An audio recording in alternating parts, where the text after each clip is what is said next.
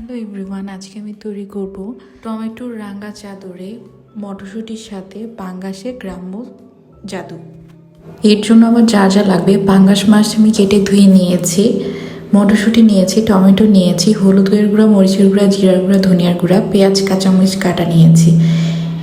এই সবগুলো উপকরণ আমি আজকে রান্নার জন্য নিব। এখন কড়াইয়ে তেল দিয়ে আমি পেঁয়াজ মরিচটা ভেজে নিচ্ছি, একটু লাল লাল করে ভাজতে হবে।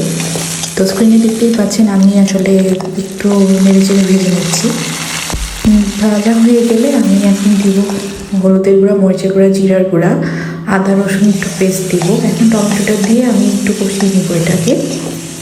টমেটোটা দেওয়ার পরে আমি এখন পাঙ্গাস মাছগুলো দিয়ে নিচ্ছি। পাঙ্গাস মাছগুলো আমি ভালোভাবে কষিয়ে নেব, যেহেতু পাঙ্গাস মাছ থেকে একটা গন্ধ বের হয়, এই জন্য আমি মশলাটা দিয়ে ভালো করে কষিয়ে নিচ্ছি। এখন আমি মটরশুঁটি দিয়ে নিচ্ছি। মটরশুঁটি দেওয়ার পরে আমি এটাকে মাছটাকে ভালো করে কষিয়ে নিব, যাতে পুরোপুরি মশলাটা মাছের মধ্যে যায়। এখন পানি দিয়ে কষিয়ে নিচ্ছি।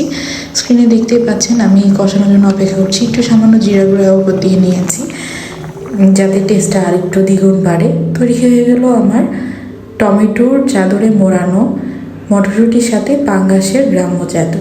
যদি আমার ভিডিওটি ভালো লেগে থাকে অবশ্যই লাইক, কমেন্ট, শেয়ার, সাবস্ক্রাইব করবেন।